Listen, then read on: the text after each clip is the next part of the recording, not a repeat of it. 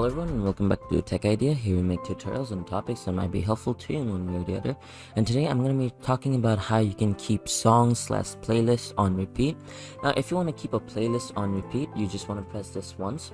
After you press this once, after every song ends, you can see that my apologies. After you can see that it's just going to move on to the next. But if it's the last song in your playlist and it finishes, as you can see, it starts from the top again. Now if I had this turned off, and if this song just finished right here, that would completely stop. As you can see, my playlist has completely stopped and it moved on to some different song from another playlist. Now Vibrations is in this playlist, but the first one should be so, and I can't put repeat or shuffle on that. And if you only want to keep one song for repeat, you want to press this twice, and once you see that that means this one song will be on repeat as many times as you want. As you can see, it's just gonna keep on repeating over and over again.